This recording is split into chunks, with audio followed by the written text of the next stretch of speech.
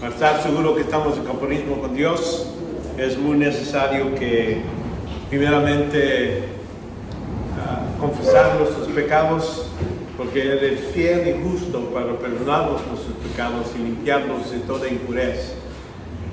Uno piensa que eso es un proceso, pero hay que reconocer, es la palabra de Dios, es promesa. ¿Por qué? Porque dice, sí confesaremos, Él es fiel y justo. Quiere decir, agarra nuestra parte, le vinimos a Él, tomamos lo que es, si somos culpables, estamos clamando a Él, dice, sí, nosotros estamos culpables, necesitamos limpieza. Y Él se compromete a hacerlo, fiel, porque lo sé cada vez, y justo, muy importante, porque no nomás está diciendo, bueno, está bien, te perdona. No, Él fue a la cruz para pagar para cada uno de esos pecados. Por eso es justo, para poder perdonarnos de todo pecado. Y entonces la parte buena para mí es que yo no tengo buena memoria, a veces no sé lo que ha hecho mal. Dice que ahí que lo limpia de toda maldad, toda impureza. Y eso es muy necesario. Vamos a tomar unos cuantos segundos, cada uno puede hacer eso en privacidad, porque es entre tú y Dios, no entre toda la gente. Y tomamos unos cuantos segundos de silencio para que puedan hacer eso.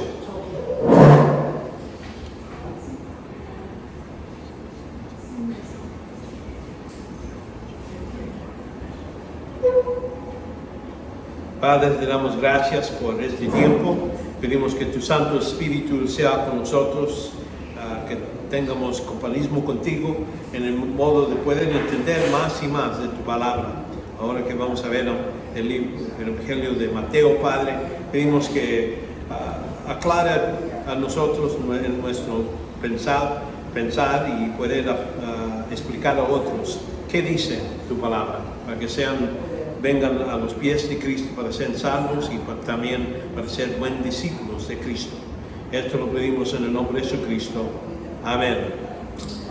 Aquí llegamos al libro de Mateo. Ya la semana pasada pasamos por una introducción de todos los evangelios. Y aquí vemos el título asociado con el primer evangelio desde constantemente se ha llamado y cree que es el autor, que es el discípulo de Cristo y también es el apóstol. Después de lo que es el Pentecostés, es cuando recibieron el don del apóstol. Vemos también lo que es el texto clave.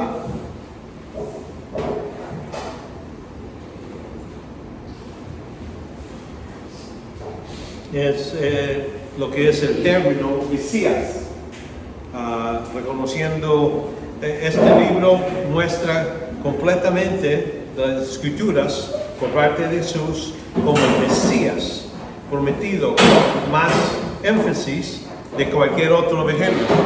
Cuando decimos Mesías es el que está ungido, el que Dios escogió, precisamente no de todos los profetas, no es más cualquier cosa, estamos hablando que es el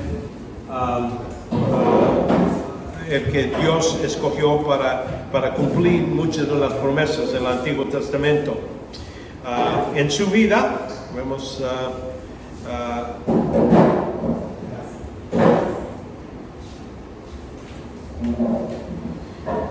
resumen en una frase, si quería poner todo el libro en una frase. En su vida, muerte y resurrección, Jesús cumplió las profecías sobre el Mesías judío. Dios les prometió y por eso pudimos ver, como dije, en estos evangelios, vamos a ver que Dios quiere comprobar que su palabra nunca falla. Y por eso cada vez pone, así como estaba escrito, como en las escrituras. Se ve esa frase porque eso es algo que quiere enfatizar. El mensaje de Dios en el libro, vamos a reconocer que es el propósito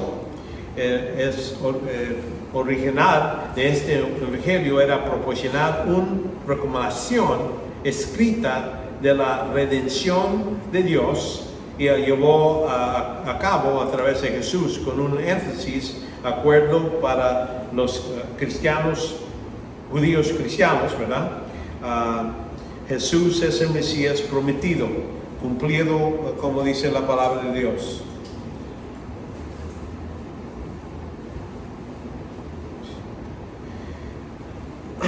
Vemos este elemento de cosmovisión, el punto de vista de Dios.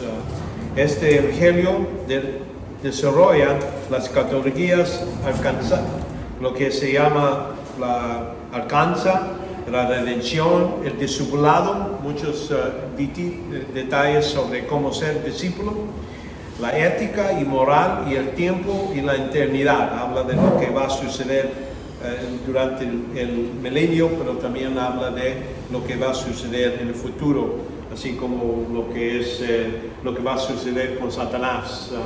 Ya va a ser echado fuera de este mundo para siempre, o los que van a ir al infierno para siempre. De eso estamos hablando de eternidad.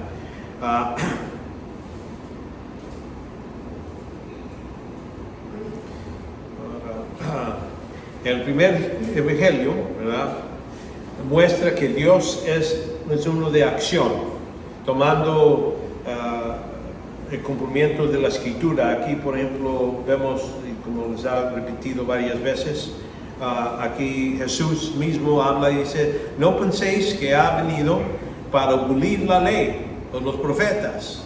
No le ha venido para abolir, sino para cumplir.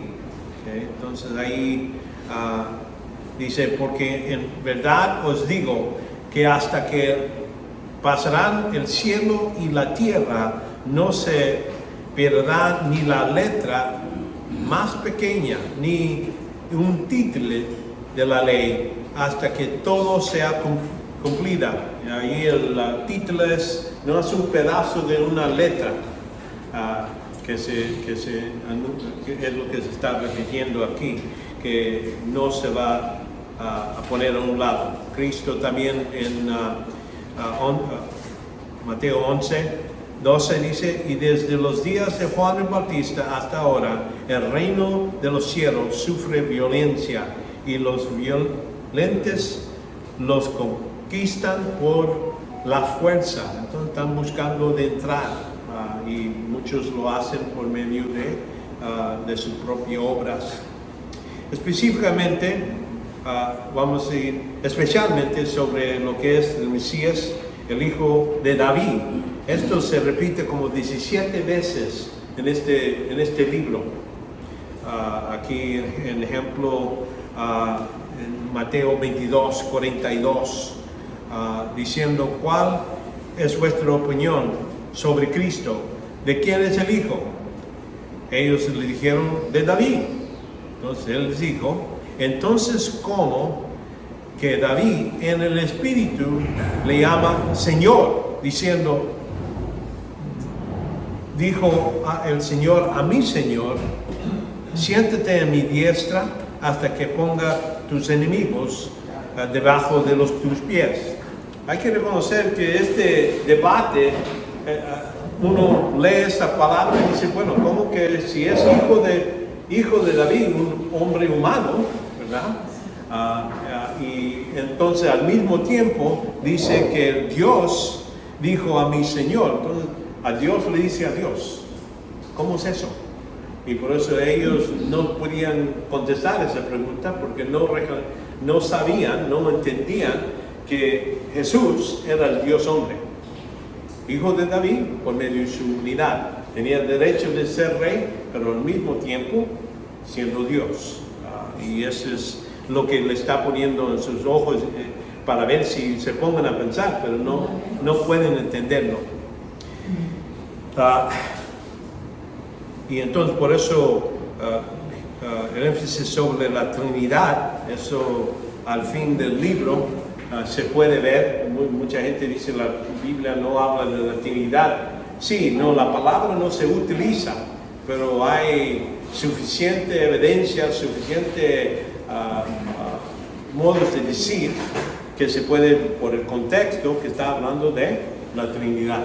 Aquí, por ejemplo, en Mateo 28, 19, dice: ir pues y hacer discípulos de todas las naciones, bautizándolos en el nombre. Noten aquí, no dice en los nombres.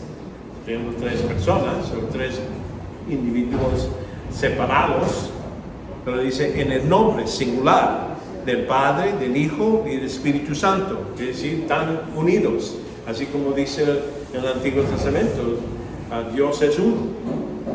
La unidad está ahí, pero en 3 personas, es lo que podemos ver.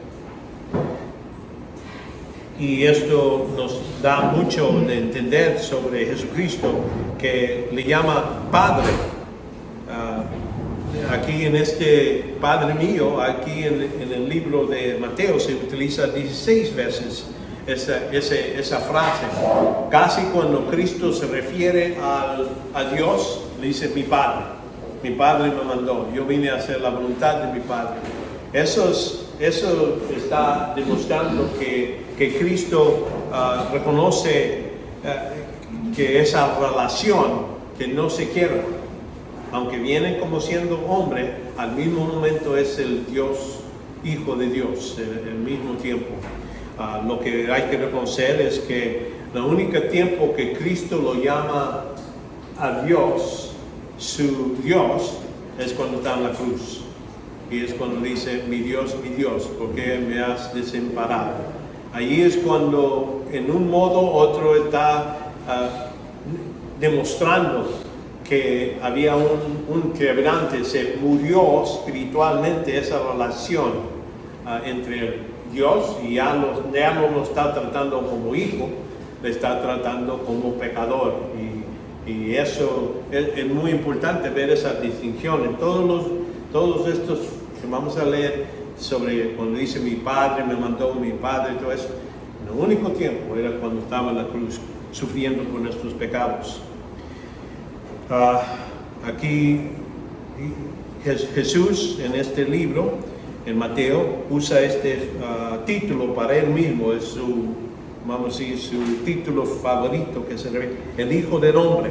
Se utiliza 31 veces. Y la razón que les menciono, ¿por qué tantas veces? Porque quiero que así se haya el énfasis de qué este escritor está hablando. Si lo repite tantas veces es que quiere que nosotros lleguemos y entendemos que esto es importante. Hijo de Dios, Hijo del Hombre, es que ahí está resonándose con nosotros, ¿verdad? Porque no dice, yo soy hijo de Dios, mira, ustedes acá abajo. Él dice, soy hijo de hombre. Quiere decir, tengo esta relación. Se hizo hombre para poder ir a la cruz. Y muy importante. Ahí Mateo 11, 19 nos vemos. Vino el Hijo del Hombre que come y bebe, y dicen, mirad, un hombre glotón y bebedor de vino, amigo de recaudadores de impuestos, de pecadores, pero la sabiduría se justifica por sus hechos. Cristo, reconociendo, ahí se está relacionando con ¿quién? Los pecadores. Y es lo que sucede, se identifica como pecador en la cruz. Para poder recibir los castigos de todos los pecados, él, dice Pablo después, nos explica que se hizo pecado él mismo. Aunque nunca pecó de su propia voluntad, era algo que recibió el castigo por eso.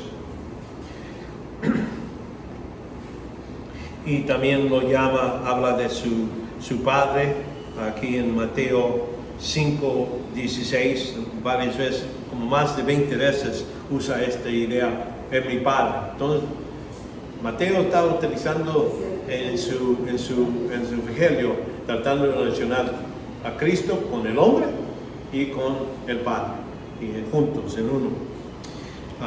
5:16 dice, así brilla vuestra luz delante de los hombres, para que vean vuestras buenas acciones y glorifiquen a vuestro Padre. Entonces ahí el Padre está hablando a nosotros, los creyentes, que tenemos esa relación por medio de lo que Él hace en la cruz.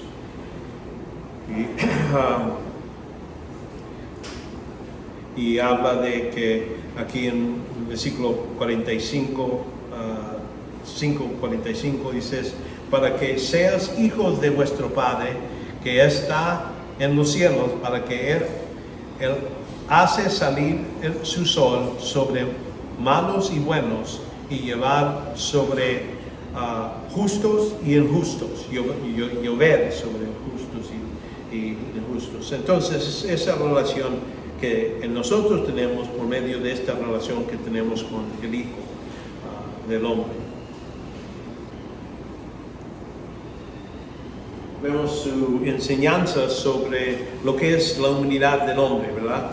El autor documentó la pecaminosidad del hombre y en términos tanto judíos como romanos fueron responsables por la crucificación de Cristo. Han dicho que los judíos han matado, son asesinos de Cristo. Hay que reconocer que verdaderamente Cristo se permitió, se entregó, no era víctima, en el senso que decir, bueno, no podía hacer nada. Durante todo ese tiempo Él está en control. ¿Hasta cuándo va a morir? Él controló el día que lo iban a crucificar. No querían los judíos hacerlo en el día durante la fiesta. ¿Por qué? Porque dicen, hay mucha gente, nos van a golpear y todo eso, pero Él lo forzó, por eso necesitaban hacerlo en la noche.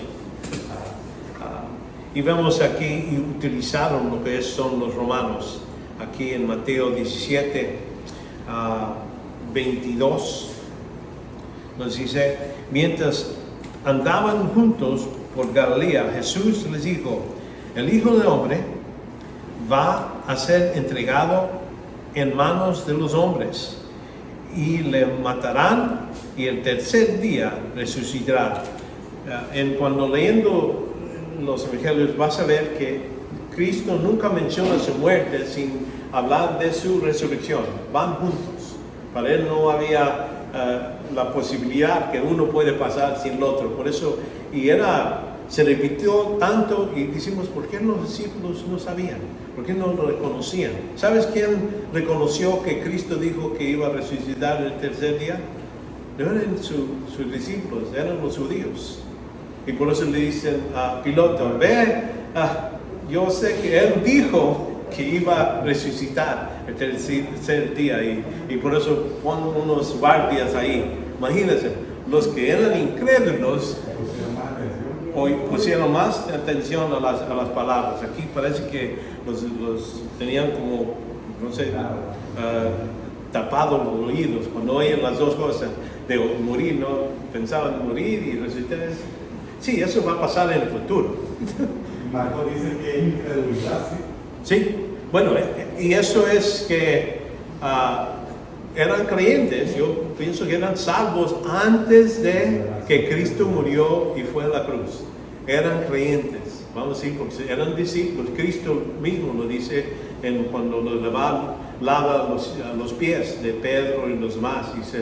Le dice, Pedro dice, a mí no me das a lavar los pies. Pero entonces les dice, si no te lavo no vas a tener parte conmigo. Y entonces dice, pues entonces báñeme todo, completa la cabeza y todo, y se pone listo y dice, no, dijo Jesús, uno que ya está bañado, limpio, no necesita todo, nomás los pies. Quiere decir, hay que confesar sus pecados, hay que ser limpios en su caminar. Pero hay uno aquí que sí necesita. Y ahí dice, estaba hablando de Judas. Judas nunca fue creyente. Y por eso es necesario reconocer esos detalles para poder explicar a otros. Sí, ¿qué tanto uno necesita saber para ser salvo?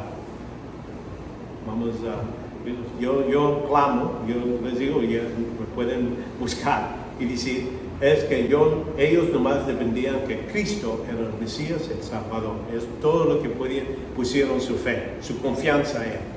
Ahora, estaban equivocados, que ¿cómo que iba a morir? Ya murió, ya se acabó nuestra esperanza, pero ya eran salvos antes, ya hasta que lo vieron y todo eso, entonces ya cuando el Espíritu Santo vino sobre ellos ya se recordaron de mucho de lo que Él dijo, y entonces eran realmente mejores discípulos.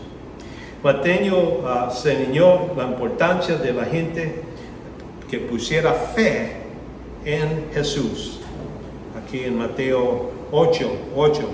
Pero el cinturón, hablando, este es, cuando decimos poniendo fe, estamos diciendo poniendo confianza total en el Señor.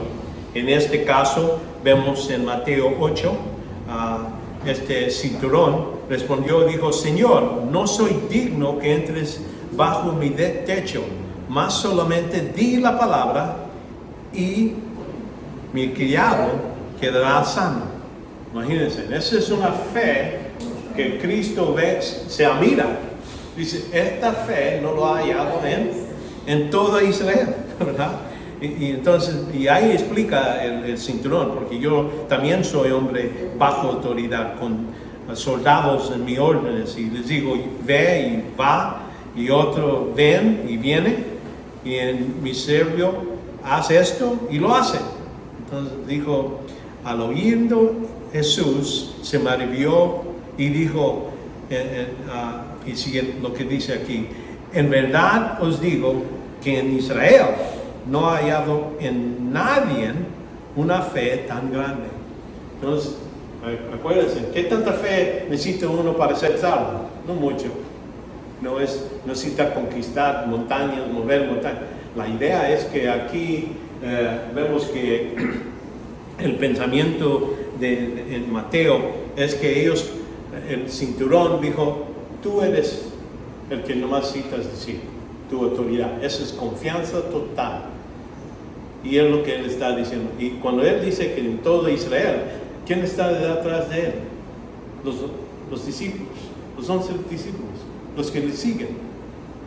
Y dice, este es gentil, este cinturón. Y él puede tener este tipo de fe. Entonces, también muestra que las críticas de Jesús, los que tenían, es hablar que tenían poca fe. Y eso, por ejemplo, en Mateo 6, 30 y 31, cuando él habla a sus discípulos, alguna gente dice, y si Dios viste así a los hierbas del campo, hoy y mañana lo echa al orden, ¿no hará mucho más por vuestros hombres de poca fe? Él está criticándoles. Dice, deben de tener fe como ese cinturón. ¿Ve? Pero, y eso, en este tiempo, nosotros podemos criticar a los discípulos y decir, mira, estos sonsos inmensos, pero la cosa es que nosotros tenemos ventaja, nosotros tenemos Espíritu Santo, ellos no. Ellos están aprendiendo, ya estaban varios años bajo de los judíos, enseñándoles todas las enseñanzas como ellos enseñan, pero no comprendían mucho. Pero Cristo está ahí con paciencia y amor, entrenándonos poco por poco, y es lo que debemos de reconocer. No hay que ver a nuevos creyentes y pensar, bueno, ¿por qué no están corriendo? ¿Por qué no hacen esto? ¿Por qué no? No, con paciencia, con tanto tiempo. Aquí en Mateo 8, 26 dice, y él le dijo, ¿por qué estáis amedrentados, hombres de poca fe? Eso se repite cada vez. ¿Y de quién está hablando? A sus propios discípulos, varias veces.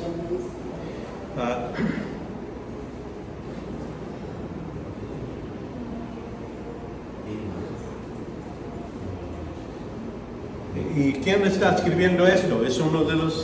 Es Mateo, uno de los discípulos. Él está recibiendo la crítica y lo escribió porque dice que verdaderamente lo merecía él y los demás que estaban con él. Vemos entonces la enseñanza sobre la salvación. La salvación se presenta principalmente en términos que está asociado con el reino. Están juntos las dos cosas. Para nosotros no estamos esperando ser parte del reino. Acuérdense que los judíos estaban todas veces esperando la regresada o que la venida del hijo de David, que iba a estabilizar este reino. Por eso vimos que en lo que es los evangelios se habla de reino, no algo separado. Y para ser parte del reino hay que ser salvo. Van juntos en ese senso. Y eso vimos esas parábolas sobre el reino aquí en Mateo 13 la semana pasada. Es mismo Cristo explica mucho da en parábolas muchos de los detalles del reino, y que llega en forma de renovar la persona de Jesús. Es necesario algo interior que necesita suceder para el hombre. Y Mateo 1:21 dice: y dará luz a un hijo y le pondrá por nombre Jesús, porque él salvará a su pueblo por sus pecados. ¿Quién es su pueblo? Los judíos. Por eso, en este caso, en su contexto. Ahora, no quiere decir que no nos salvó a nosotros, es cierto, pero aquí en los evangelios están enfatizando salvación de la raza, su pueblo judío. Y por eso dice que primero viene a los judíos. Entonces se reparte, en el libro de Hechos se reparte a los gentiles samaritanos y entonces a los gentiles. Los samaritanos eran medio judío y gentil, era un mixto.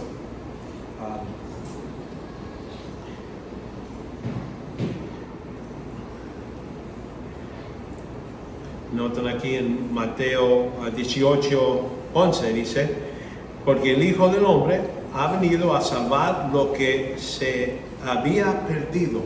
Recuerden, su pueblo es algo separado que Dios lo tenía, pero esta gente se han dado perdidos. No, los líderes no nos están llevando a buscarlo al Señor. Aquí también en Mateo 27. Y a otros salvó, y si él mismo no pudo salvarse, Rey de Israel es, que baje ahora de la cruz y creamos en él. Entonces ahí los judíos líderes están diciendo, burlando de lo que él dijo: viniste a salvar a otros, pero ustedes no te puedes salvar tú mismo. Y imagínense ese insulto. Y en lugar de, si yo era Jesucristo, le mandaba unos rayos para quemarlos ahí donde están. Él dice: no, Padre, perdónanos porque no saben lo que están haciendo. Eso es lo que vemos. Es principalmente, y estamos hablando de reino, y la salvación va junto con el reino. La muerte y la resurrección de Jesús fueron las medidas divinos por los que Dios proporcionó esta salvación. Vemos aquí en Mateo 19:24, dice: y otra vez os digo que es más fácil que un cameo pase por el ojo de una aguja que un rico entre al reino de Dios. Y ellos se sorprendieron, los discípulos, y estaban llenos de asombro.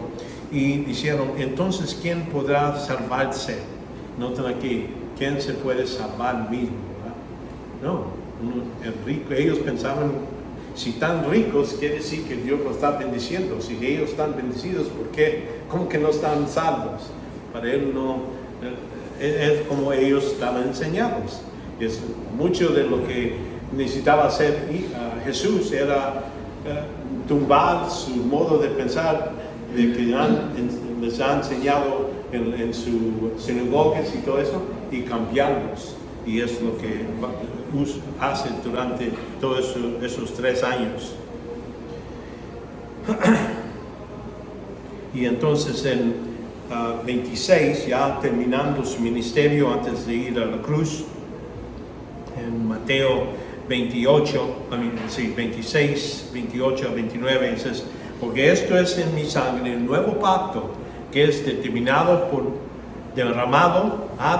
por muchos, para que el perdón de los pecados. Y os digo que desde ahora no habrá beber más este fruto de la vid, hasta que el día que le beba nueva con vosotros en el reino de mi Padre. Noten ahí el reino.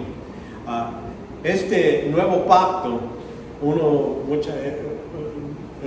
llamamos lo que es el Nuevo Testamento, es lo que la misma palabra, la idea es nuevo pacto.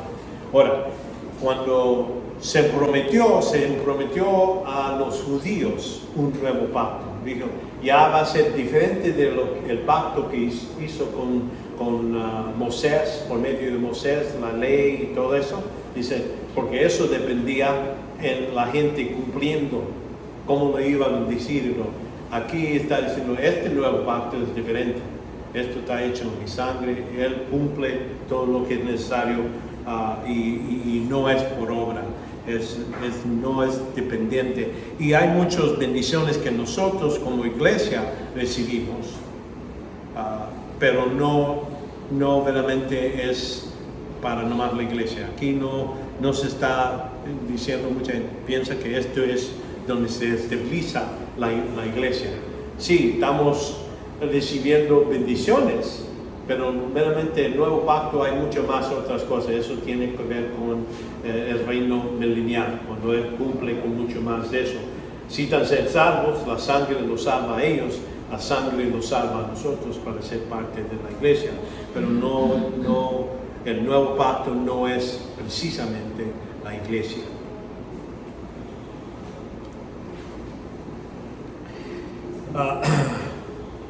Aunque Jesús llevó el mensaje del reino solo a los judíos durante su vida, vemos durante varias veces hace esa distinción entre lo que es los gentiles y lo que es los judíos. Aquí les dice en Mateo 10, le está diciendo a sus discípulos, Mateo 10, 5 a 7, dice, y estos 12 discípulos, dice, envió Jesús después de instruirlos, diciendo, no vayas por el camino de los gentiles, y no entraráis en ninguna ciudad de los samaritanos. Entonces ya está diciendo, gentiles está afuera, samaritanos están afuera. ¿No? Sino ir más bien a las ovejas perdidas de la casa de Israel. Y entonces ahí, y cuando viajeras, predica diciendo, el reino de los cielos se ha acercado. Entonces, el anuncio de lo que es el evangelio es que Cristo es el rey. Ya estoy aquí, ¿verdad? Y ya está cerca. No quiere decir ya entraron al reino. Es que necesita tener para un reino hay que tener un rey, hay que tener pueblo, hay que tener tiempo y territorio.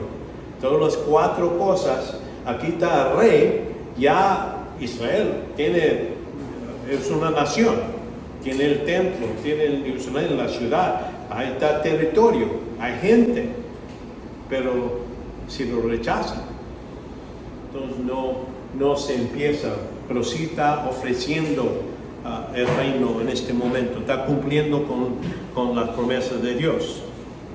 Su último acto en este evangelio entregó a sus seguidores que fueran a todas las naciones. Ya en Mateo 28 es cuando la gran comisión, y entonces ahí sí, ya después que los judíos rechazaron, dijo, ahora sí, este reino no se le va a dar a esta generación, se le va a dar a otros judíos, y es lo que sucede al fin de la tribulación. Y van a tener territorio así como está prometido, vas a tener el reino de David, va a vivir ahí, todo eso. pero aquí vemos que ahora este anuncio está más abierto. Y entonces es cuando en poco, ya después de esto, vamos a ver Pentecostes, es cuando la iglesia empieza. Y entonces ya los gentiles van a estar incluidos en esta nueva, algo nuevo, algo que no está en el Antiguo Testamento.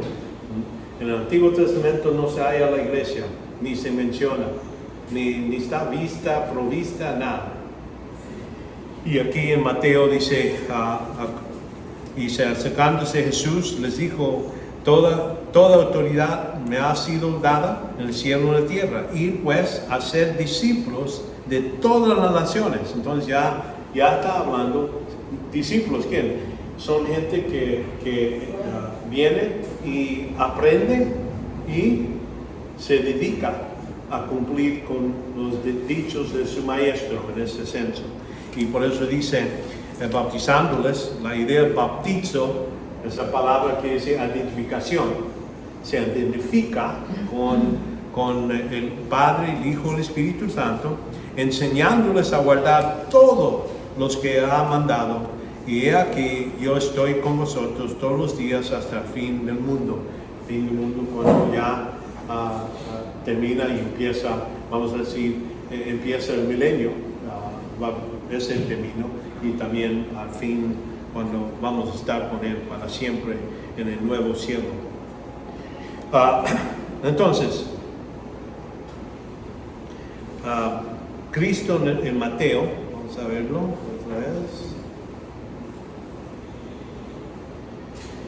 Cuando los magos llegaron a Jerusalén, preguntaron, ¿dónde está el que nació rey de los judíos? ¿Verdad? Entonces ahí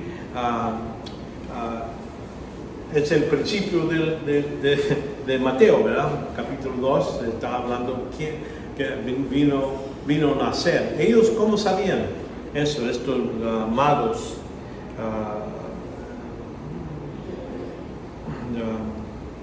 los magos que llegaron, ellos vienen del oeste, ¿verdad? Y el oeste es donde, vamos a hablar de Babilonia, de allá donde cuando Daniel estaba puesto sobre los magos, en su tiempo, estamos hablando como unos 500 y pico de años antes de Cristo. Y él era el que estaba sobre ellos, y muchos de Daniel 9:27 nos dice que tantos días, que tantos 70 semanas se ha dado a tu pueblo. Entonces ellos ahí podían calcular, sabiendo la fecha más o menos cuando Cristo iba a aparecer. Ahora, reconociendo que en Daniel nos dice cuando Cristo se va a presentar como el rey, aquí y estos ya saben, pues va a nacer antes de eso, pero ¿dónde? No está dicho. Daniel no tenía esa información. Eso viene por Malachi, otro profeta, después está escrito y dice en Bethlehem, en la ciudad de David. Entonces ahí vemos cómo ellos podían saber, y la estrella, ven la estrella, yo no sé dónde eso viene, porque no veo en el Antiguo Testamento que va a haber una estrella que va a enseñar, no lo veo, pero en un modo u otro sabían que ya era el tiempo. Pero y vemos que Cristo aparece. Y entonces en Mateo, ahí ya al fin del libro de Mateo, ya cuando lo mataron, ¿verdad? Dice, y pusieron sobre su cabeza la acusación contra él, que decía, este es Jesús, el rey de los judíos. Al fin, el libro está bien hecho porque está poniendo la cabeza y el pie de lo que está hablando, poniendo todo junto. Y estos, lo que vemos aquí es que este piloto podía escribir en más de una lengua. Él dice, él escribió estas cosas en el libro de Juan. Es el que parece que estaba allí oyendo y viendo las cosas. Y notan que Cristo la razón que muere es porque los judíos no querían este rey, estaban rechazando y por eso murió. Aunque el cargo sobre ellos, los judíos trataban de decir, bueno, él está tratando de ponerse contra Romana, clamando ser rey y todo eso. Pero la razón que ellos no querían, porque ellos no querían perder su lugar del líder. Vieron que lo estaban siguiendo, viendo todos los milagros y todo eso, de envidia lo querían matar y lo mataron por eso. Bueno, lo entregaron para ser matado. Más que ningún otro evangelio cita del Antiguo Testamento para defender sus argumentos. 37 veces se menciona esta idea de cómo está escrito, varias veces.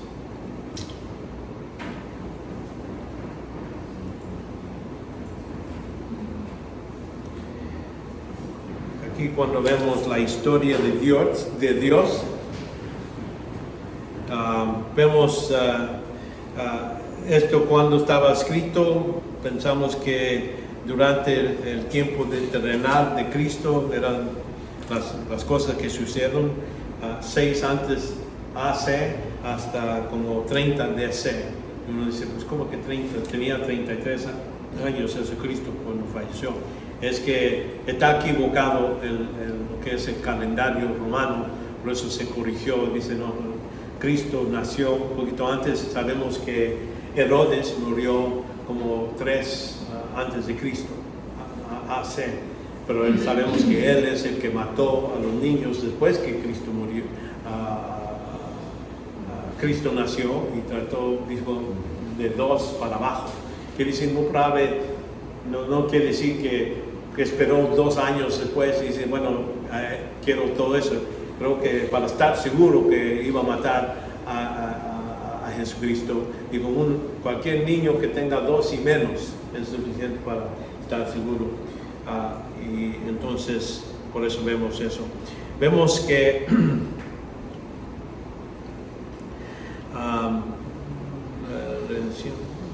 redención en el inicio de su reino, vemos que eso es lo que era necesario para tener el reino. Hay que redentir a la gente por medio de Jesucristo. Los oyentes originales de Jesús no tenían concepto de un Mesías con 2 venidas. Ellos pensaban que iba a haber 2 diferentes Mesías, uno que iba a sufrir y otro que iba a venir a conquistar. Viendo todas las escrituras, ellos tenían ese día. ¿Cómo uno va a morir y va a conquistar? Para ellos no era posible, ¿verdad? Pero no entendían, ¿verdad?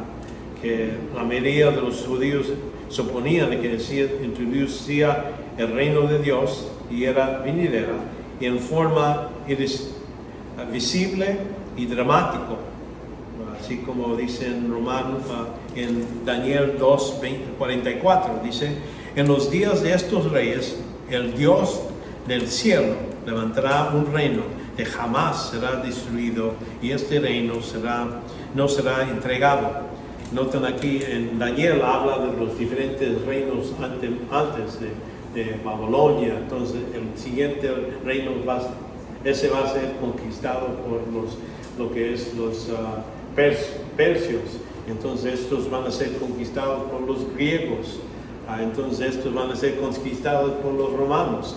Y aquí dice, reconociendo ya cuando esta piedra viene y destruye todos, dice, nunca va a ser reemplazado por medio de otro. Especialmente en sus parábolas, Jesús enseñaba que el reino de Dios habrá de llegado realmente, pero de forma invisible y gradualmente. No es lo que él estaba presentando, dice, aquí estoy, el reino va a estar aquí, pero no vine a ser rey en este momento. No voy a destruir a los romanos en este momento. Y cuando Pilato le dice, ¿y tú eres rey? Sí soy, pero mi reino no es de este mundo.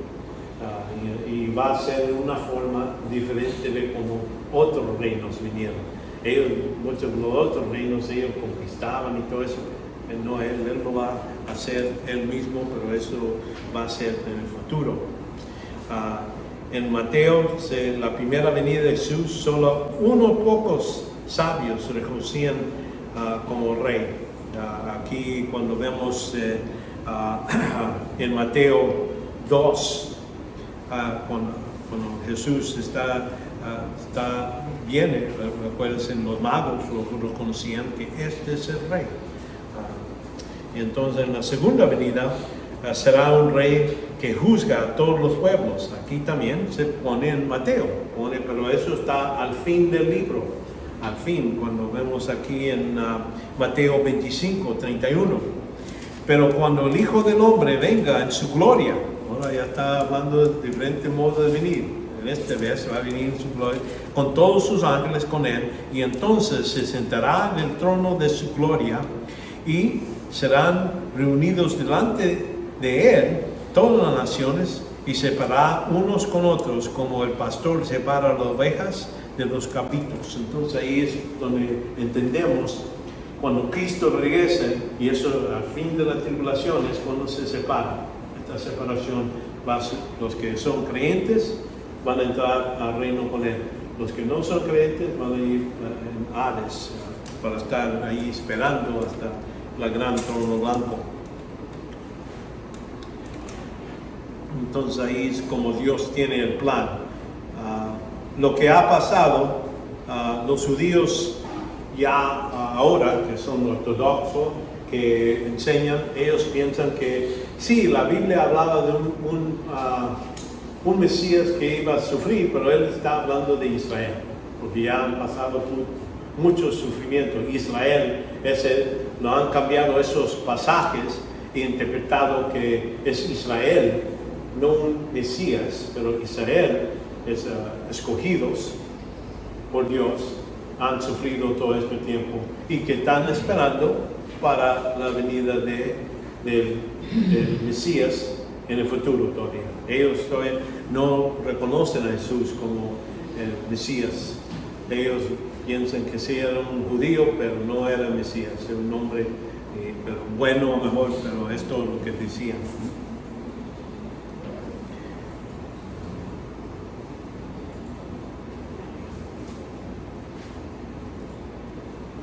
Ahora vamos al contexto histórico de este libro. El autor, sabemos que era Mateo, el apóstol. Quizás en el tiempo cuando lo escribió, acuérdense, Cristo murió de 30, él escribió como entre 55 a 65 después de Cristo. ¿Qué es eso? Unos 15, 20 años después. Uno dice, pues, mucha gente piensa, pues, ¿cómo es eso? Que uno va a escribir algo que sucedió 20 años pasado y puede escribir todo. Hay que reconocer, para nosotros, recordándonos dónde dejamos las llaves, es muy difícil, ¿verdad? Nuestra memoria. En ese tiempo, gente hablaba, es algo... y imagínate, tú estabas ahí y viste a Jesús levantado a una persona que estaba muerta. ¿Se te va a olvidar? No, son cosas que se recuerdan. Y con la ayuda del Espíritu Santo, Jesús dijo, cuando el Espíritu venga, Él te va a recordar de todo esto. Sabemos que en ese tiempo, gente tenía otra mentalidad, capacidad de recordar y poder escribir mucho más. Sabemos que, por ejemplo, las historias de Alejandro el Grande,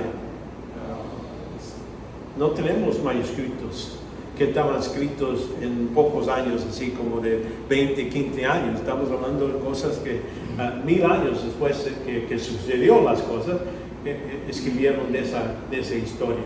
Pero sabemos y lo tomamos que realmente sucedió. Nosotros sabemos porque la Biblia nos menciona, dice de este conquista por los griegos y que un rey, hablando de Alejandro el Grande, por seguro.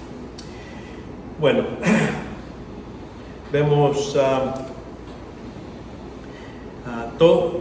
dado que la mayoría de los escritores creen que Mateo utilizó el Evangelio de Marcos como fuente. ¿Y por qué? Porque es el más corto y es el que contiene todos los, vamos a decir, los tres. Utilizan mucho lo que está en Marcos, y Marcos es más datos, no tiene mucho, ¿cómo se llama?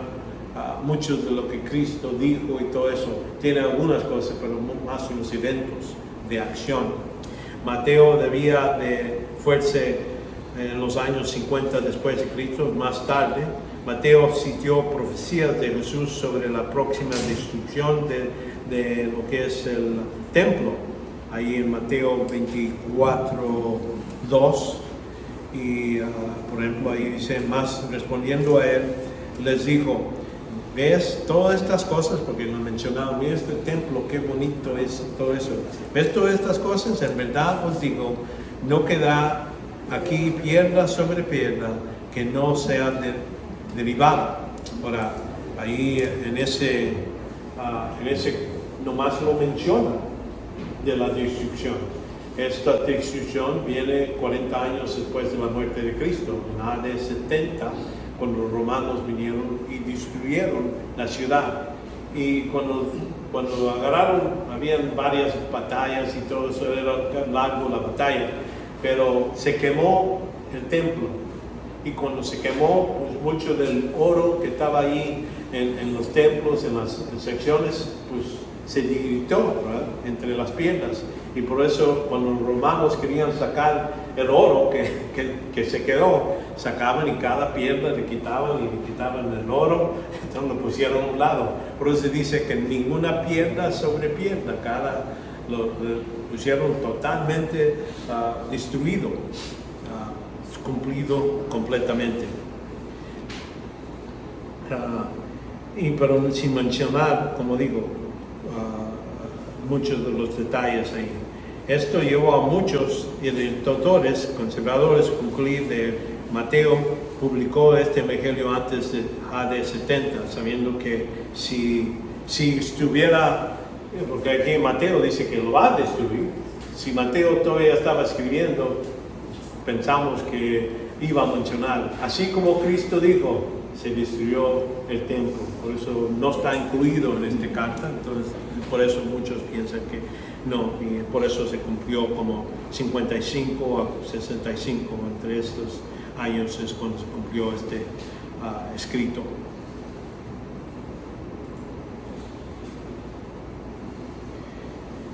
Vemos el primer público, las personas que están leyendo probablemente eran cristianos judíos, tal vez residentes de ahí en Antioquía o Saria, ¿verdad?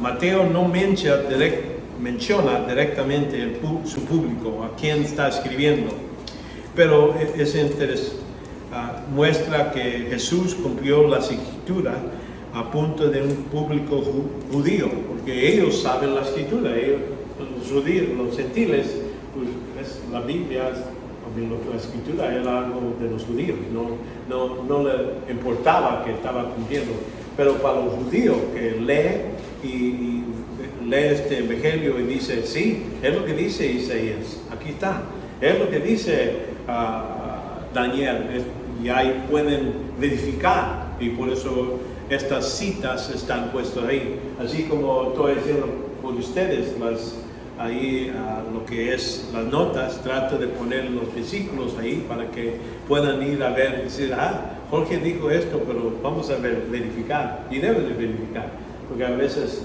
me equivoco.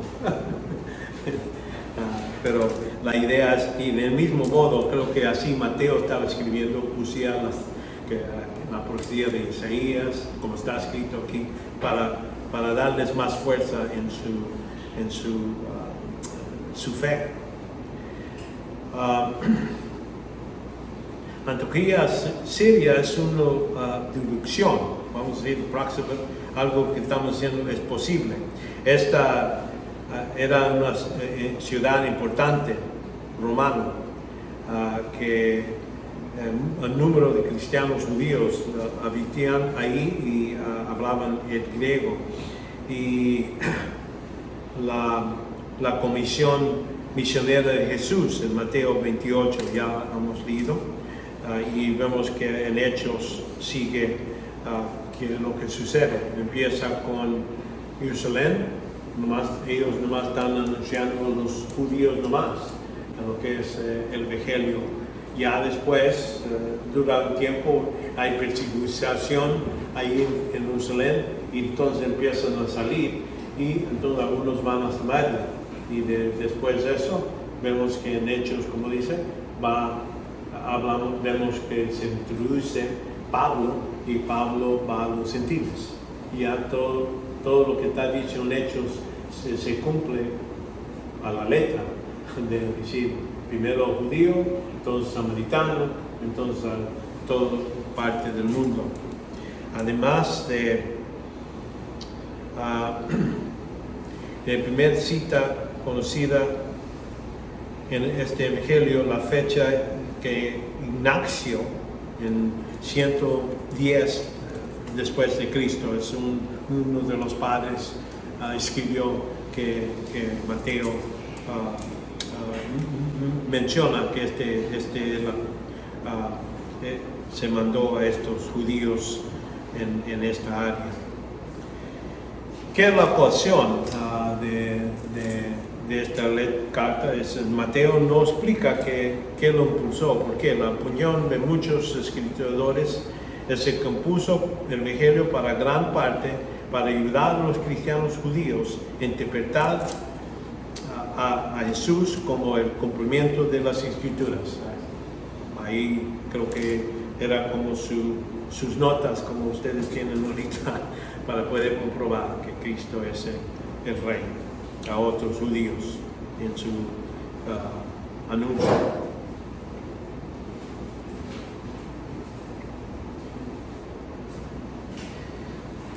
Vamos a las características literarias de este libro. Vemos Jesús como el Mesías, el reino de Dios se menciona, y la iglesia está mencionada nomás como algo futuro. Quiero que entiendan eso. Todo lo que es en los evangelios, si la iglesia se menciona, está hablando de algo futuro, no de cuando Cristo está aquí en la tierra. Cuando Él muere, todavía la iglesia no ha nacido. Eso no sucede hasta después.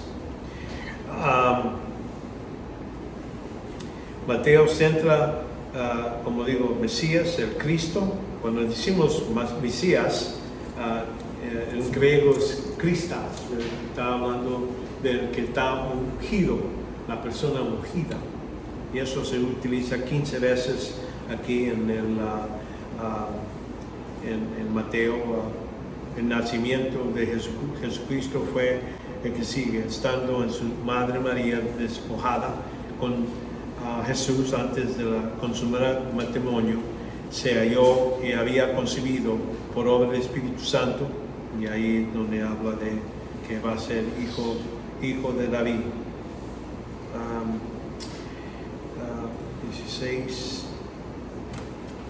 Cuando Cristo les pregunta a sus discípulos, ¿qué dicen que gente soy? Ya eres el Juan Bautista, tienes el profeta, todo eso. Entonces dice Simón Pedro y dijo, tú eres el Cristo, el Mesías, es lo que él está clamando ahí mismo, el Hijo de Dios viviente.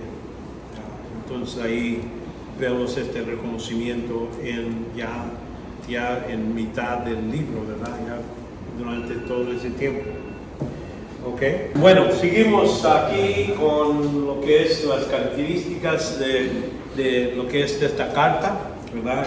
Vemos el tema, ya vimos que era el Mesías, el reino de Dios, la iglesia, ya hablamos de eso.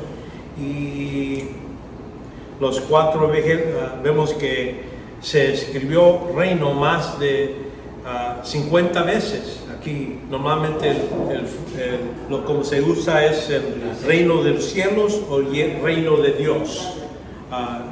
Parece que son sinónimos cuando uno compara algunos de los versículos y dicen reino del cielo, reino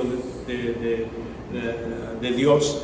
A lo mejor hay uno o dos lugares donde hay distinción, pero en mayoría, si uno ve el reino del cielo, el reino de Dios, estamos hablando de la misma cosa. ¿Okay? Sí. Cuando Jesús utiliza esa palabra, habla de manera literal sobre el reino de los cielos o el reino prometido a Israel. Por eso digo, es lo que podemos entender es que el reino del cielo, el reino de Dios, parece que está refiriéndose al reino milenial en el sentido.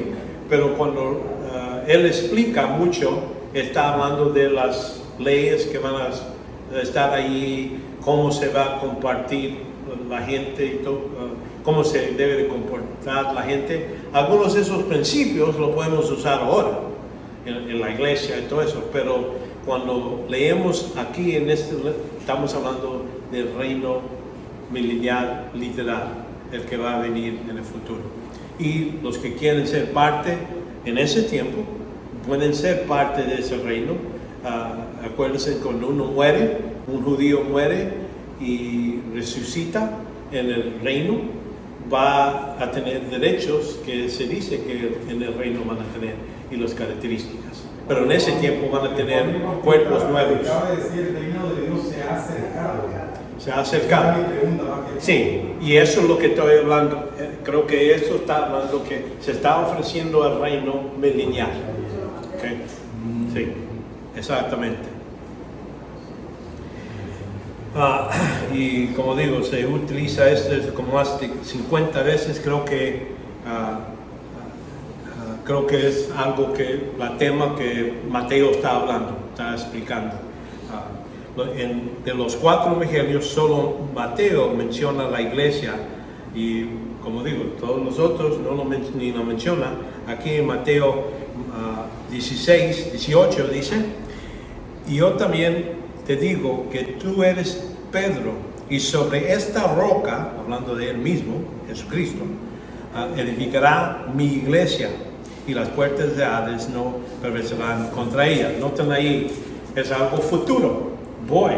Va a hacerlo. No estoy en este momento haciéndolo. Voy a estabilizar en el futuro. El otro lugar donde se menciona es capítulo 18, 17. Y si rehusas echándolos, dilo a la iglesia. Ahora, aquí la palabra iglesia se utiliza, pero la palabra está ahí, pero ahí está hablando de asamblea, la asamblea de la gente que está ahí.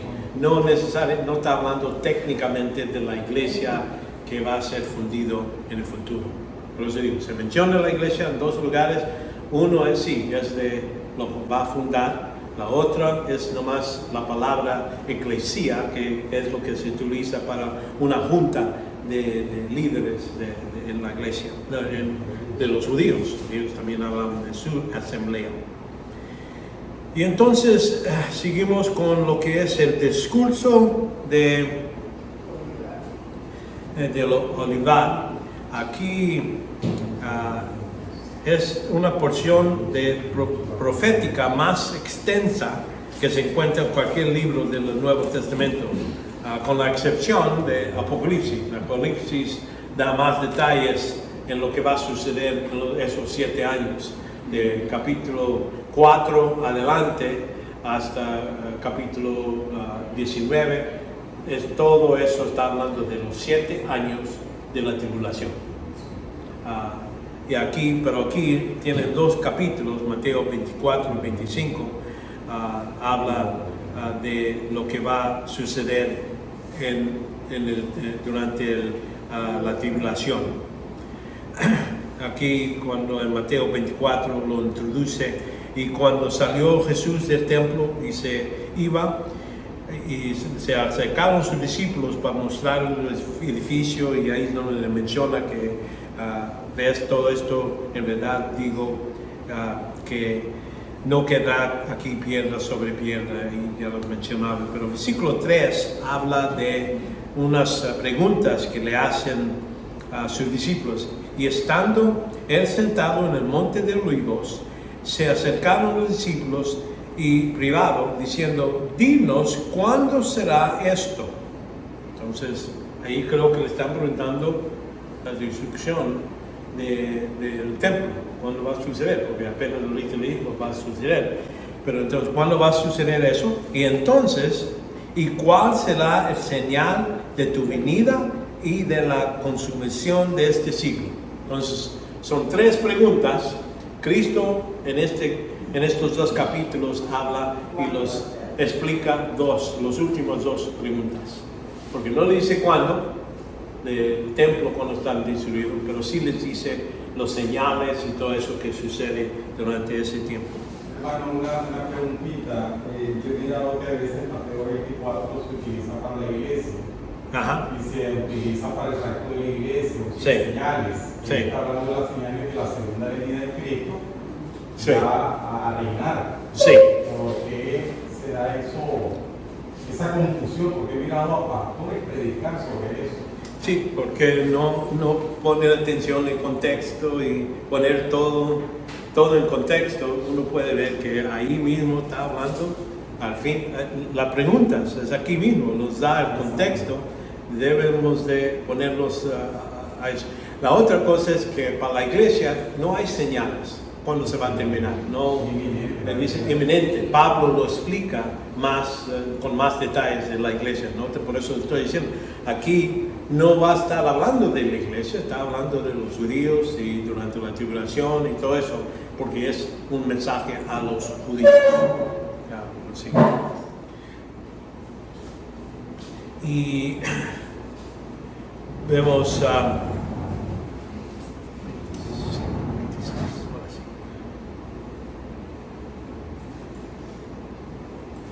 ahorita no voy por ese, después vamos a hablar más de del monte de Olivo cuando hablo de la teología, de todo lo que es el Evangelios. Voy a tratarlo como completo, todos los 4 libros en la teología, cuando hablamos de esas cosas. Pero nomás para mencionarle, aquí se menciona y después vamos a discutir un poquito más sobre Mateo 24, 25. Y entonces, los elementos especiales del libro, vemos Mateo cita, Mateo le encantaba citar las escrituras sobre lo que referencia del nacimiento, la muerte de Jesús y todas las cosas que se cumplen por medio de Jesucristo y sus hechos y cómo se cumplen. También es conocido por presentar las enseñanzas de Jesús en 5 grandes discursos.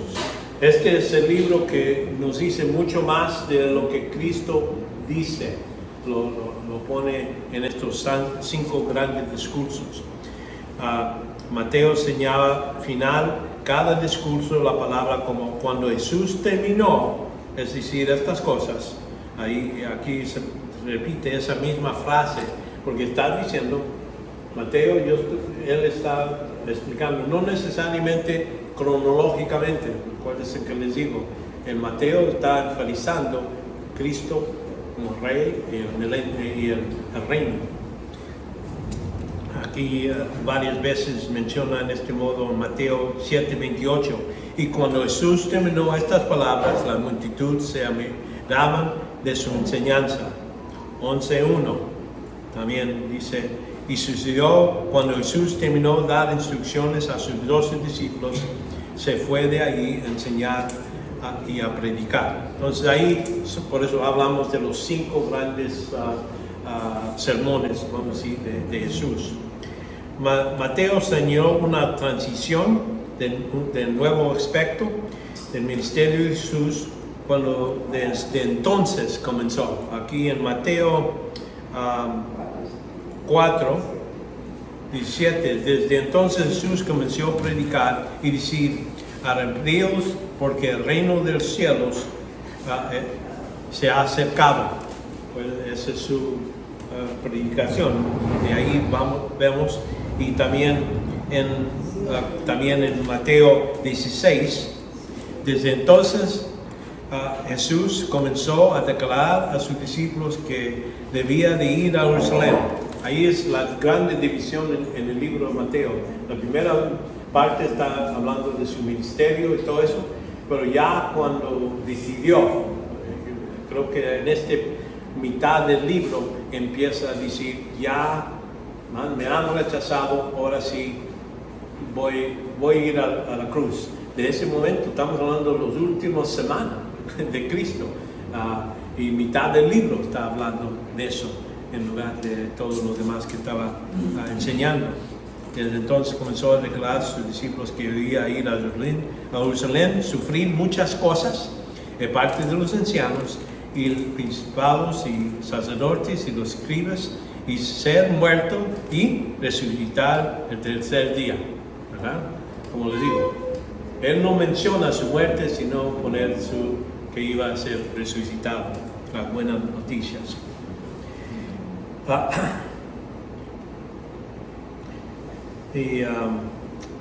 Entonces aquí también vemos, nomás para darles una idea de lo que es la estructura del libro. Bueno, ya hablamos de la introducción de Mesías, primeros capítulos 1 a 4, el desarrollo del ministerio, cuando él presentándose como Mesías. Entonces, cuando ya termina su ministerio de capítulo 16 a 28, está hablando de los últimos tiempos, semanas de su vida.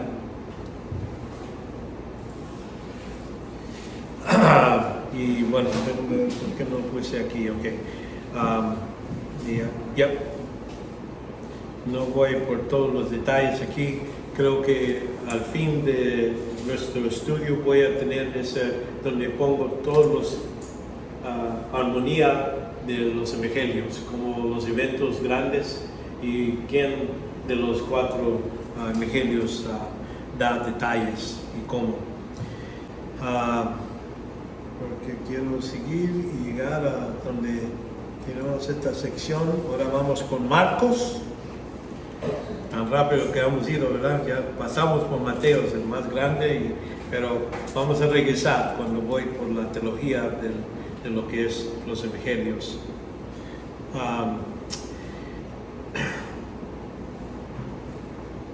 Vemos que este título, hablando de este segundo evangelio, se conoce desde cuando empezó. Se llamó así porque creen que era el autor Juan Marcos, el cristiano del siglo I, asociado con Pedro y Pablo. Acuérdense, en uno de los viajes ahí en Hechos habla que Pablo salió con Bernabé y estaban predicando, y también vino Marcos, pero no se quedó con ellos. Entonces la segunda vez cuando salió Pablo con Bernabé, dice, y Bernabé dijo, vamos a llevar a Marcos. Y dice Pablo, no, los dejó allí, no quiero llevarlo, no cumplió con su deber, aquí lo dejamos. Y se discutieron y Bernabé dijo, yo voy a llevar a Marcos conmigo. Ya después vemos que se junta a Pablo con Lucas. Y entonces ahí son los... y después vemos en las cartas que ya después habla de Marcos y dice, quiere Pablo tenerlo ahí cerca porque él es bien útil. Por eso hay que reconocer, a veces fallamos, cuando éramos nuevos fallamos y vamos para atrás, pero Dios todas veces tiene su propósito. Bernabé lo vio a Marcos y dijo, no, él va a ser bueno y yo me voy a quedar con él, me voy a entrenar, y siguió con él. Por eso Marcos no era discípulo, era asociado con Pedro, y parece que este libro de Marcos, el Evangelio, es más o menos más los detalles cuando él oyó de Pedro y lo escribió. Entonces parece que Pedro, ese es el Evangelio de Pedro, si queríamos ponerlo más claro. Aquí el término clave, vamos a decir, verso clave aquí en Marcos es 10:45, porque ni aún el Hijo del Hombre vino para ser servido, sino para servir y para dar su vida en rescate por muchos. Entonces ese es el término de aquí. Hay dos cosas que podemos ver en este pasaje. Está hablando Hijo del Hombre, está asociado con nosotros, y vino a servir. Por eso decimos este libro, ese es el énfasis de este libro, es que Cristo vino a servir. Y vemos que tiene también las dos cosas, la autoridad. Autoridad, uno dice, pues yo tengo autoridad, ¿cómo me necesitan servir a mí? ¿Verdad? En ese senso, normalmente así pensamos, que si yo tengo la autoridad, entonces la otra gente debe servir a lo que tiene la autoridad. Aquí vemos que Cristo tenía toda la autoridad, pero vino a servir. Y es un gran, vemos ahí las dos ideas, pero vemos que el énfasis es que Cristo vino a servir. Aquí este libro, este evangelio, omite lo que es detalles sobre el nacimiento de Jesús, y también relata poco de sus enseñanzas, no como Mateo, donde habían los 5 grandes discursos. Aquí no hay mucho en Marcos, es más lo que él hace. En su enseñanza, perdona pecados, calma tempestades, desterra a los demonios. Esas son las señas que él, por eso estamos diciendo, él enfatecía lo que Cristo hace. Cristo como servidor suficiente, y no abusa, aunque tiene la autoridad, no abusa su autoridad. Y es algo importante para Marcos, o Pedro y Marcos, enfatizar.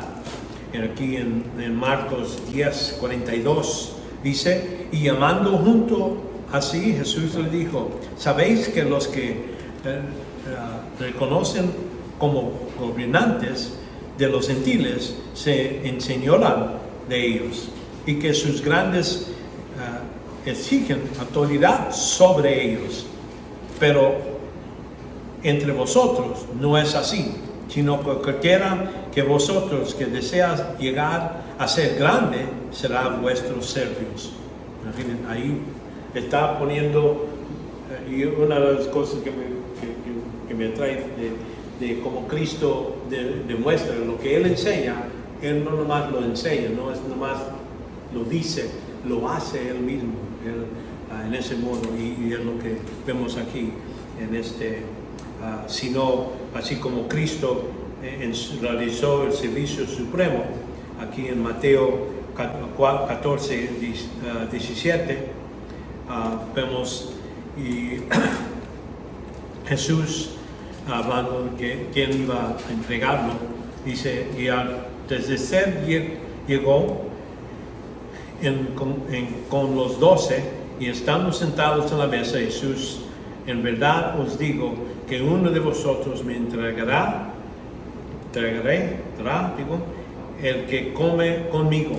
Y entonces ahí hablando de la idea que sí, aquí en versículo 21, porque el Hijo del Hombre no se va tal como está escrito de él, pero hay de aquel, el hombre, quien el Hijo del Hombre es entregado. Mejor fuera que ese hombre no habría nacido. Entonces aquí es donde da la instrucción de la Santa Cena, como él está explicando que él se va a dar.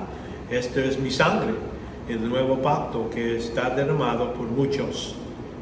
Entonces ahí es el servicio más grande. Si el que quiere ser el mayor es el que sirve a todos. Y Él hizo eso para nosotros, los creyentes y los incrédulos. Porque acuérdense, Él murió no nomás por nuestros pecados, pero de todo el mundo. En ese modo, no puede uno ser más servicio que Él hizo. Por eso es el más grande. Nosotros nomás podemos llegar a un nivel menos que eso.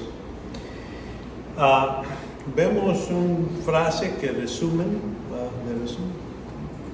Queremos ponerlo el libro en una frase. Dice: en su vida, muerte y resurrección, Jesús prestó con autoridad servicios como siervo del Señor, especialmente mediante su muerte como rescate de muchos. Eso es lo que ya leímos en Marcos 10:45. Es buena idea cuando uno va a estudiar un pasaje o algo, es tener todo el contexto en mente, porque lo que pasa, mucha gente, como estaba mencionando, a veces agarran un pasaje y piensan, oh, así está hablando, uno está quitado, uno se queda, eso está hablando del rapto. No, hay que ver el contexto y a quién está hablando y todo eso. Por eso estamos haciendo esto, poniendo cada uno de los evangelios en su contexto y ver qué son sus énfasis de cada libro, y así, con eso, cuando estás viendo un versículo, hay que estás encuadrado con ese contexto para interpretarlo propiamente. Entonces vemos el mensaje del libro.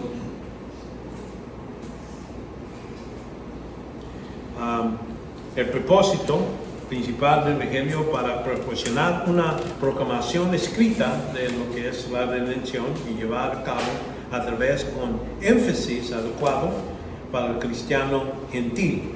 Ya vimos que en Mateo era énfasis con los judíos, cristianos judíos. Este es para cristianos gentiles. Jesús es el perfecto siervo del Señor.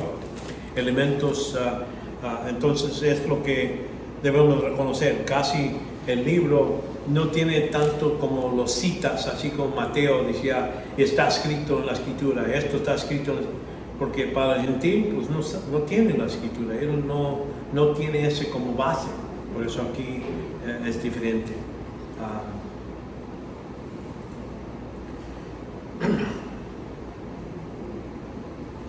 El elemento como visión cristiana quiere decir cómo se ve todo lo que está sucediendo aquí. Marcos aborda especialmente las categorías de lo que es alianza, redención y discipulado. Menciona mucho de los discipulados. La muerte de Jesús para salvar a los pecadores es el acontecimiento que conduce en todo el Evangelio.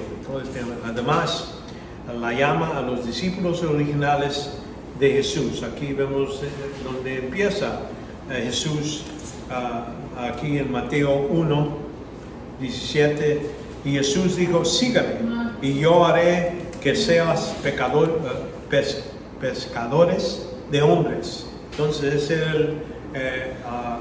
el llamamiento de sus discípulos. Eso es el versículo 17 a 20.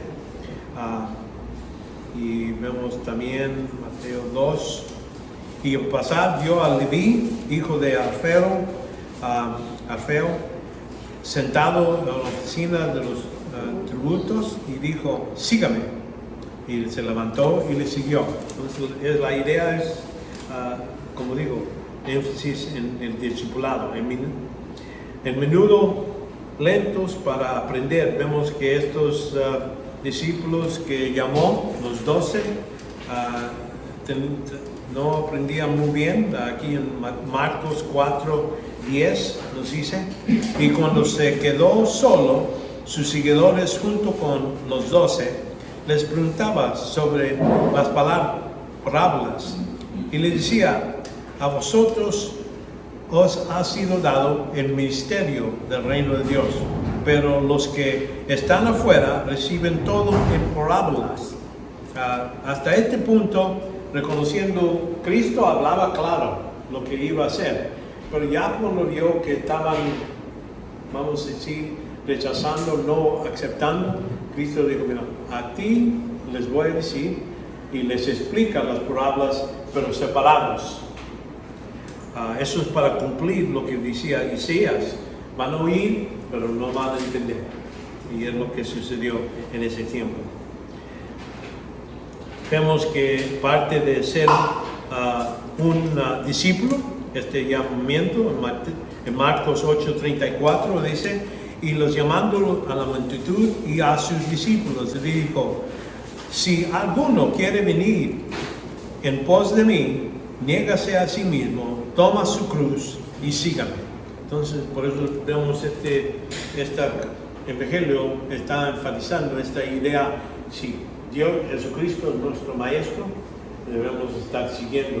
Por eso cada uno de sus discípulos, sígueme, sígueme, y entonces aquí está dando esta instrucción a la multitud. Hablando de uno que decía, yo te voy a seguir, pero dice, versículo 21, mirando, lo amó y le dijo, una cosa te falta, y ve y vende cuanto tienes y dalo a los pobres, y tendrás tesoro en el cielo, y ven, sígueme.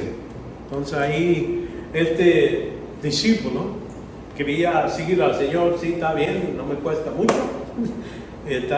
pero él dice, bueno, yo veo que sí, estás obedeciendo, estás haciendo todo eso, pero noten aquí, no está hablando de salvación a esta persona.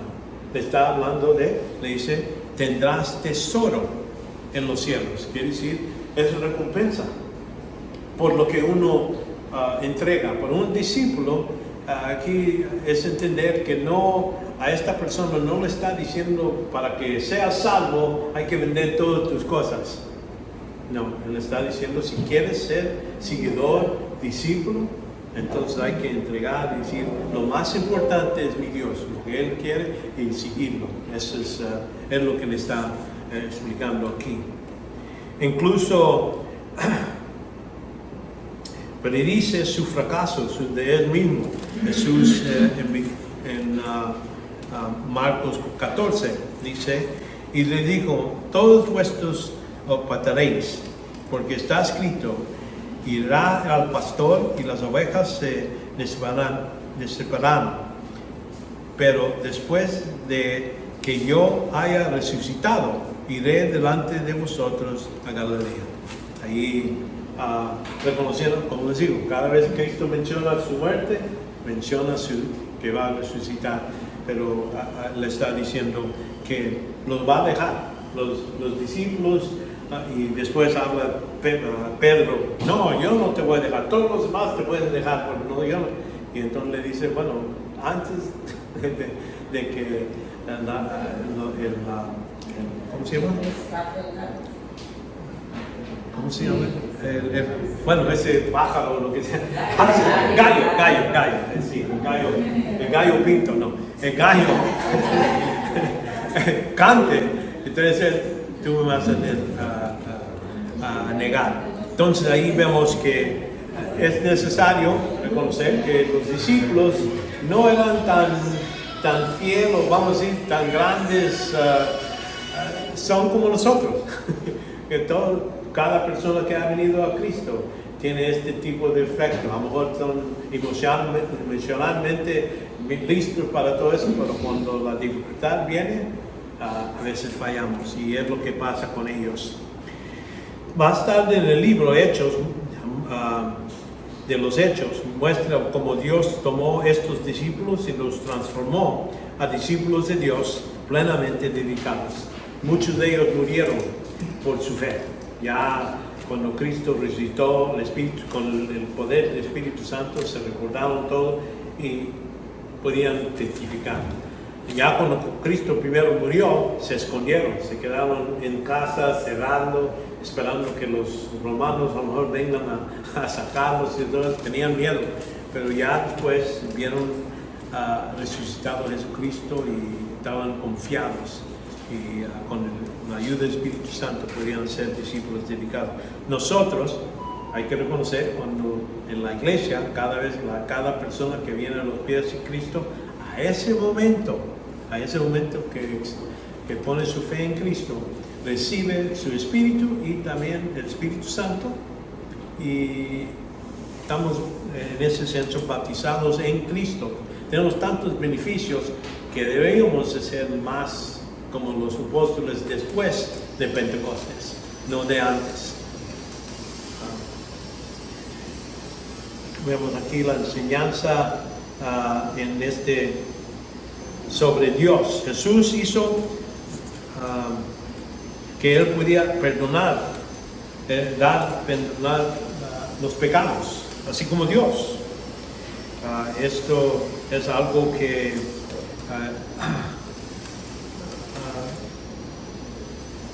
aquí en en Marcos 1:4 habla de que Juan el Bautista apareció en el desierto predicando el bautismo de arrepentimiento para el perdón del pecado. Pero eso está preparando el camino para la venida de Cristo. Y viendo aquí en Marcos 2:5, dice, viendo Jesús la fe de ellos, diciendo al paralítico, hijo, tus pecados te son perdonados. Entonces él está hablando de ese lugar. Y los judíos, es lo que ellos estaban viendo. Sí, estás haciendo milagros y todo eso, pero estás agarrando el lugar de Dios. Dios es el único que puede perdonar. Y es lo que Él está haciendo. Y tiene todo el derecho y autoridad para hacer eso, perdonar. Y eso se repite varias veces noten lo que estoy diciendo. En este evangelio en Marcos está embrujando más en lo que Él hace. Y eso lo que es perdón de pecados, capítulo 3, capítulo 4, capítulo 11, habla de la misma cosa. También vemos que es el Padre de Jesús, desde sus palabras iniciales de Marcos, declara que Jesús era Hijo de Dios. Eso se repite varias veces. Quiere decir que en Mateo vimos que era hijo del hombre, vino a hacer su relación con David y que estaba relacionado con la humanidad. Aquí vemos que Él es el Hijo de Dios. El Espíritu Santo está presente, dando poder, el ministerio y la misión de Cristo. Eso se ve especialmente en sus trasfundos sobre todo el espíritu limpio. Él vino y cuando Cristo viene aquí en la tierra, está lleno del Espíritu Santo desde niñez, desde su nacimiento, todo ese tiempo. Entonces, cuando el bautismo, donde pasa, vemos que el Espíritu viene sobre él físicamente para demostrar que ya está listo, lo lleva para la tentación. Eso no está mencionado en Marcos, pero sabemos que esto es lo que nos está diciendo, que el Espíritu Santo está sobre él, y por eso cuando él hace muchos milagros, no lo hace de su deidad, de su poder. Mucho de eso lo hace por medio del Espíritu Santo. ¿Y por qué decimos eso? Cuando los judíos le dicen, lo está haciendo por sacando a estos demonios por medio de Beelzebub, el rey de los demonios. Y él les dice, todo pecado, todo blasfema se va a perdonar sobre el Hijo, pero el blasfemia contra el Espíritu Santo no será perdonado en este siglo o el que viene. Quiere decir que en ese momento el Espíritu Santo es el que está haciendo la obra de sacarlo, vamos a decir, la autoridad se lo está dando para Jesucristo, pero vamos a reconocer que el Espíritu está identificando, dando señas para que sepan que este es el Mesías, Él es el Hijo de Dios. Por eso lo que Él está haciendo, está demostrando que el Espíritu Santo está tratando de convencer a esta gente que este es el Mesías. Y cuando ellos rechazan ese testimonio, ese trabajo del Espíritu Santo, entonces por eso no se perdona ese pecado contra el Espíritu. Ahora vemos la enseñanza sobre la humanidad. Aquí vemos que en este evangelio Jesús se encuentra tanto como con enfermos como pecadores. Vemos reconoce la debilidad de la humanidad, y él aquí en este evangelio es lo que está enfatizando, la venida a ayudar a este grupo. Vemos sanó a algunos enfermos y autorizó el perdón de los pecados y que se arrepienten. La idea de arrepentir, y por eso digo, vimos que Juan el Bautista dijo que es lo que arrepentimiento.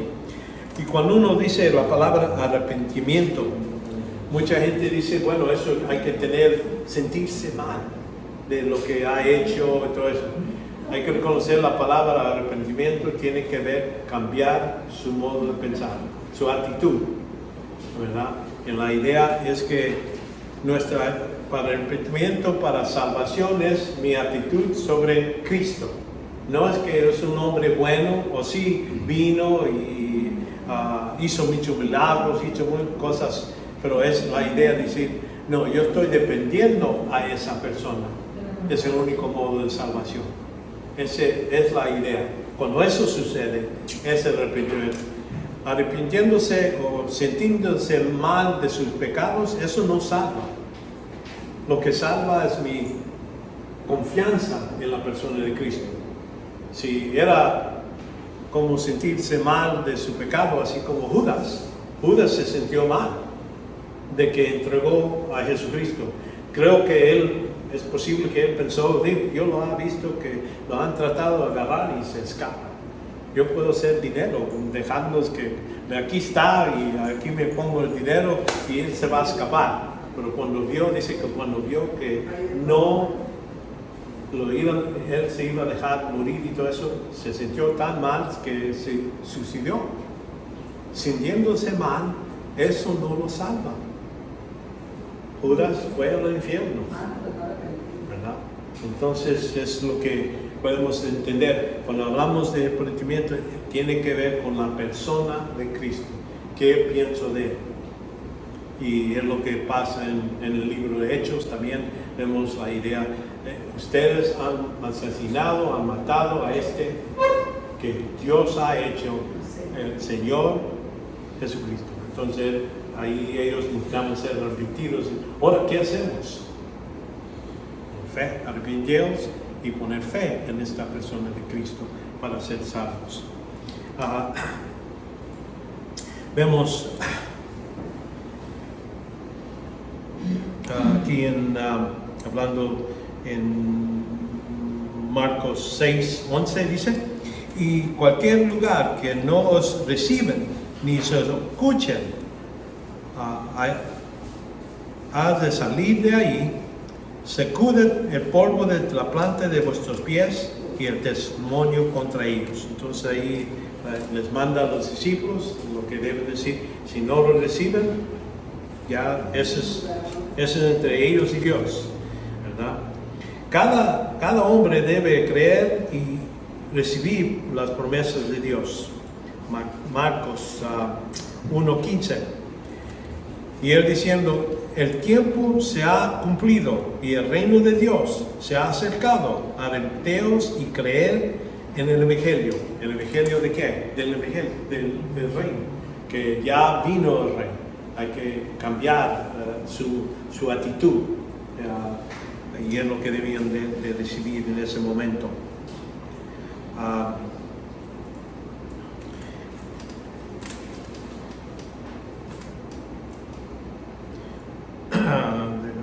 Deja que primero ok, no quiero poner esto el otro.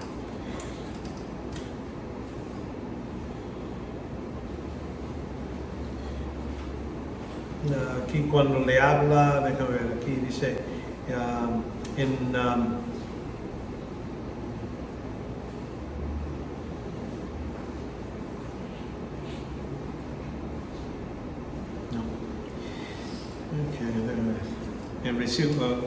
Marcos 11, 23, 24. Y en verdad os digo que cualquiera que diga a este monte, quita y arrástrate al mar, y no dude en su corazón, sino que cree que lo que dice va a suceder, les sucederá concedido. Pero aquí versículo 24 dice, pero esto os digo, que todas las cosas por las que oráis y pedéis, creer y las habéis recibido y serán concebidos. Todo esto hablando de poniendo su confianza, como decimos, fe primero para la salvación es en Cristo. Fe como cristiano o vamos a decir discípulo, en este caso es poner, Dios promete, yo lo creo y lo aplico. Dice Dios, y eso es uno de los ejercicios que debemos estar listos para hacer, es ver en las escrituras todas estas promesas y decir, yo estoy creyendo en Dios que lo dijo y lo creo que lo va a suceder. Así como Abraham, cuando le dice, llévate a Isaac al monte y quiero que lo mates, lo pongas en sacrificio ahí. Ahí no dice que él se puso a llorar él dijo, no, está bien. En la mañana, dice, él salió, le dijo a sus siervos, yo y mi hijo vamos al monte, y yo y mi hijo vamos a regresar. Y ya estaba listo con la navaja, lo iba a matar. Y dice en Hebreos que él no dudó, él tenía confianza. Y se puso a pensar, digo, si yo lo mato, Dios me va a necesitar resucitar. Porque él necesita cumplir su promesa. Su promesa era que por Isaac iba a venir su descendencia y sus promesas iban a ser cumplidos por él. Entonces, por eso él estaba seguro, no estaba sudando, así como enseñan las películas. Creo que él ya estaba puesto en mente, Dios dijo, lo va a cumplir. Y es el modo que vemos aquí en Marcos. Él está enfatizando la idea de lo que Dios ha dicho y las promesas debe de creerlo, de lo que Cristo le está explicando aquí a esta gente. Vemos la multitud, vemos que comieron en Marcos 8, 1 a 8, vemos que ellos querían hacerlo sacerdote, ya querían hacerlo rey, porque pensaban, bueno, él nos da comida, podemos comer. Un ejército que tiene todo lo que necesita puede comer, hasta si alguien lo mata, pues este mismo lo puede levantar, porque vamos a conquistar. Ellos estaban listos para agarrarlo y ponerlo como rey, pero dice en la escritura que él se escapó, él no lo permitió, porque no era el tiempo.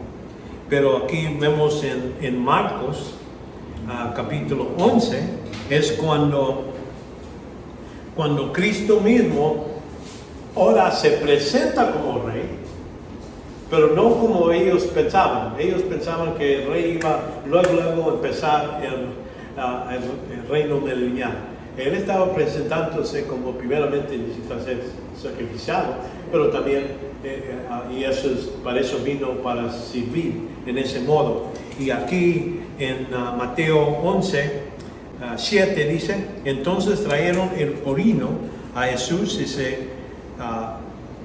se echaron encima sus mantos y Jesús se sentó sobre él y muchos tendieron sus mantos en el camino y otros tenían ramas y habiendo cortado de los campos y los que iban delante de él y siguieron gritaban, Hosana, bendito el que viene en el nombre del Señor, bendito el reino, nota que el reino de nuestro padre David que viene Hosana en las alturas. Entonces ellos reconocían a Cristo, sabían que ahora están diciendo, él está viniendo en el nombre de David, y esto sucede el domingo, ¿verdad?, de la semana, que en pocos días lo van a entregar para matarlo a Jesucristo. No queremos como rey, mátalo. Pero aquí Cristo mismo y se pone a llorar sobre el monte y dice, si supieran el tiempo que era, y debían de saberlo, porque Daniel les dijo en capítulo 9, les dice que tantos años iban a pasar desde el tiempo cuando el templo y la ciudad está, el decreto que vayan a poner el templo eran 489 años, ¿verdad? Y entonces Cristo viene a Jerusalén presentándose como rey, pero no lo aceptaron.